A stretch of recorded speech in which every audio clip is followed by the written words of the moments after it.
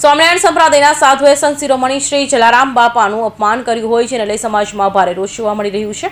ત્યારે જ્ઞાન પ્રકાશ સ્વામી વીરપુર જલારામ બાપાના શરણોમાં આવી જાહેરમાં માફી માંગે નહીં તો રઘુવંશી સમાજ દ્વારા ગાંધી ચિંધ્યા માર્ગે આંદોલન કરાય તેવી ચીમકી ઉચ્ચારાઈ હતી।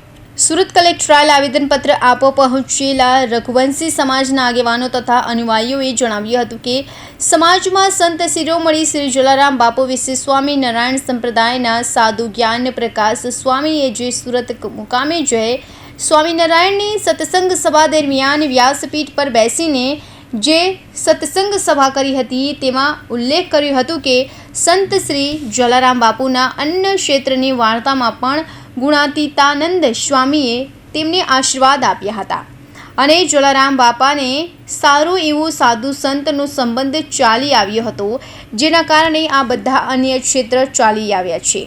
આમાં જ્ઞાન પ્રકાશ સ્વામીએ કયા શાસ્ત્રમાં વાંચીને આ સંભળાવેલું છે અને આ મિલાપનો કયા અને કઈ જગ્યાએ ઉલ્લેખ છે અને જલારામ બાપા વિશે થયેલ વાર્તાનો વ્યાસપીઠ પર બેસીને ખોટી ધર્મ વિશેની વાતો કરી લોકોને ગેરમાર્ગે દોરવાનો પ્રયાસ કર્યો છે અને વધુમાં એવું જણાવ્યું હતું કે ગુણાતીતાનંદ સ્વામીના કારણે જો વીરપુરમાં સદાવર્તયાને અન્ય ક્ષેત્ર ચાલી આવ્યું છે એવી સત્સંગ સભા દરમિયાન ખોટી વાર્તાઓ કહીને એક રઘુવંશી લોહાણા સમાજનું ઘોર અપમાન કર્યું છે।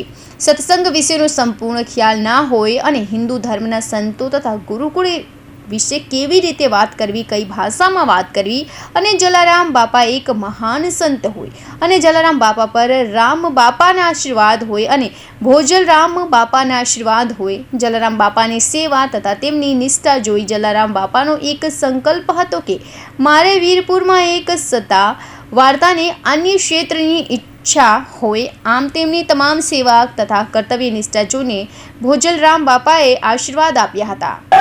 જ્ઞાન પ્રસાદ સ્વામીએ જલારામ બાપા વિરુદ્ધ જે પ્રચાર ખોટો કર્યો છે પોતાની લીટી મોટી કરવામાં, તો આજે સ્વામિનારાયણ મંદિરમાં પૈસા લઈને જમાડવામાં આવે।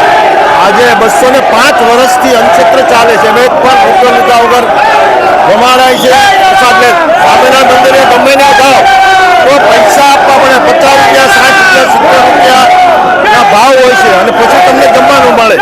આખા વિશ્વ લેવલમાં માન્ય જીતુદાન ગઢવી છે, કીર્તિદાન ગઢવી છે, આ લોકો પણ વિશ્વમાં કેનેડા અમેરિકા ત્યાં પણ સંત શ્રી જલારામ બાપાના જેવો કોઈ સંત નથી એવો આજે પ્રસાર કરે છે। મોટા મોટા જે આપણા કવિરાજ છે, ગઢવી છે, ભીખુદાન ગઢવી છે, કીર્તિદાન, લંડન અમેરિકામાં જલારામ બાપાના ગુણ ગવાય। એટલે સ્વામિનારાયણ સંપ્રદાયમાં તમે પૈસા લઈને જમાડો। આજે 205 વર્ષથી એક પણ રૂપિયો લીધો કે જલારામ બાપાની જગ્યામાં એવી એક સંસ્થા તો બતાવો। તમારી સંસ્થામાં 50 રૂપિયા 100 રૂપિયા 70 રૂપિયા ડીસના લેવામાં આવે છે। આજે જલારામ બાપાના મંદિરમાં 205 વર્ષથી કોઈ જાતના ભેદભાવ વગર વધારે વરણ કોઈ બી આવે, કરોડપતિ હોય તો રોડપતિ હોય તો બધાને એક લાઈનમાં બેસાડીને જમવામાં આવે। તો આવી કોઈ સંસ્થા તો બતાવો।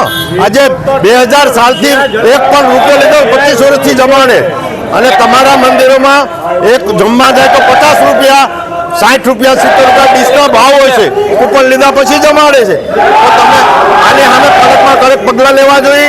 જો આની અમે પગલાં લઈ લે તો રઘુવંશી સમાજ આને બાંધ કરાવી દે સ્વામિનારાયણ સંતે। આવું એને અવારનવાર શિવજી હનુમાનજી બધા વિશે આવા ટિપ્પણી કરેલી છે।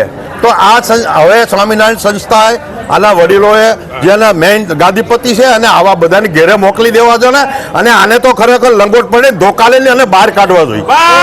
જેમાં અમો ફરિયાદના સંતો જ નહીં, આ અગાઉ સ્વામિનારાયણ સંપ્રદાયના સંતો અવારનવાર ખોટી વાતો કરીને હિન્દુ ધર્મને બદનામ કરવાનો તથા ખોટી હિન્દુ ધર્મ વિશે ટિપ્પણીઓ કરી બફાટ વાતો કરીને રઘુવંશી સમાજનું તથા સંત શ્રી જલારામ બાપુનું અપમાન કર્યું છે, જેથી જ્ઞાન પ્રકાશ સ્વામી વીરપુર જલારામ બાપાના શરણોમાં આવીને જાહેરમાં માફી માંગે તથા જોએ વીરપુર જલારામ બાપાના મંદિરે માફી નહીં માંગે તો રઘુવંશી સમાજ દ્વારા આગળના સમયમાં ગાંધી જય માર્ગે ઉગ્ર આંદોલન કરાશે તેવી ચીમકી ઉચ્ચારી હતી। Bureau report, Hind TV news, Surat.